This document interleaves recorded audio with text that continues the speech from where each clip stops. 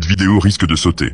Elle risque d'être signalée, censurée, ignorée par ceux qui veulent contrôler ce que t'as le droit de penser. Mais ça tombe bien, Darkness n'a jamais été là pour plaire. On est là pour dénoncer. Alors écoute bien, parce qu'après ça, tu ne verras plus les choses comme avant. Ce qu'on vit aujourd'hui dans notre société, ce n'est pas une évolution. C'est un glissement. Lent, insidieux et calculé. Une prise de contrôle mental.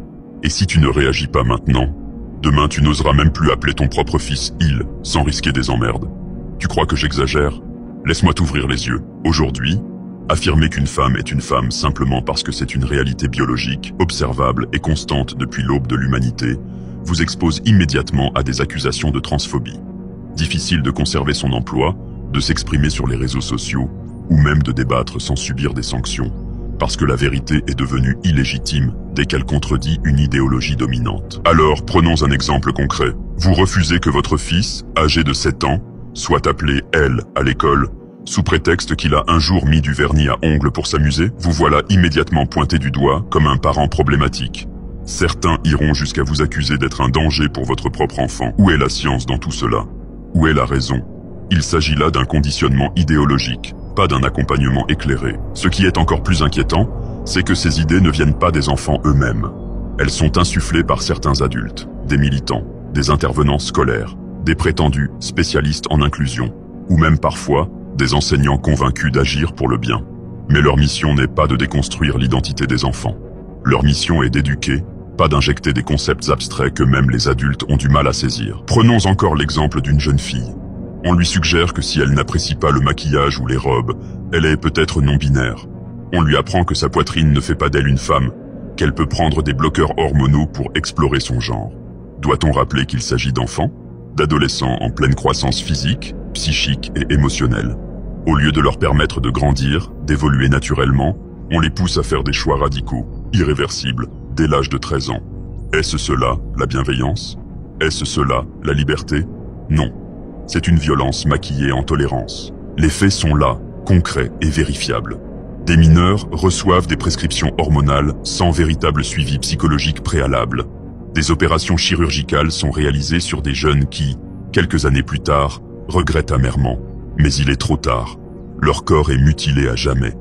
Des parents perdent la garde de leurs enfants pour avoir refusé un traitement hormonal expérimental. Des adolescents s'identifient comme fluides, agenres ou two-spirit, non pas parce qu'ils souffrent, mais parce qu'on leur a vendu la confusion comme une identité valorisante. Que deviennent ces enfants, ces adolescents? Ils deviennent, pour beaucoup, des jeunes adultes perdus, des êtres en quête perpétuelle de repères, fragiles émotionnellement, dépressifs, anxieux, instables. Une génération qui doute d'elle-même, qui se méfie de son propre ressenti, qui se sent coupable sans comprendre pourquoi. Une génération qu'on a volontairement privée d'ancrage, à qui l'on a retiré toute forme de solidité intérieure. Et tout cela commence dès l'enfance, par un brouillage identitaire prématuré. Et certains partis politiques, que je ne citerai pas ici, profitent de cette fragilité pour endoctriner facilement ces gens-là. C'est une stratégie politique. Soyons clairs, dire cela, ce n'est pas être transphobe. Ce n'est pas rejeter les personnes transgenres. Une fois adulte, chacun fait ses choix.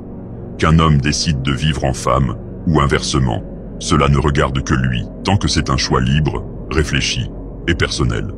Mais imposer ce questionnement identitaire à un enfant de 6 ou 7 ans, c'est totalement irresponsable. Il faut être un grand malade mental pour faire ça, à des gamins qui croient encore que le Père Noël existe. Et même ça devient un problème d'ailleurs.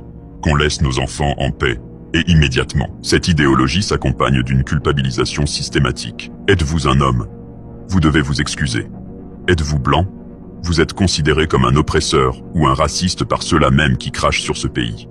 Avez-vous été élevé dans une famille traditionnelle? Vous êtes jugé arriéré. Croyez-vous au mérite, à l'effort, aux repères simples? Vous êtes classé comme une menace pour le progrès. Ce n'est pas de la tolérance. C'est un totalitarisme masqué. Un lavage de cerveau aux couleurs pastel présenté comme bienveillant, mais qui fracture l'être humain et la société. Ce sont ces idéologues qui détruisent la société, personne d'autre. Darkness n'est pas ici pour séduire ou plaire à tous.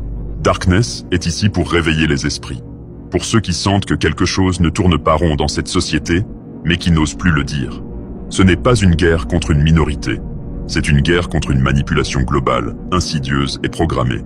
Et nous ne choisirons ni le silence, ni la soumission.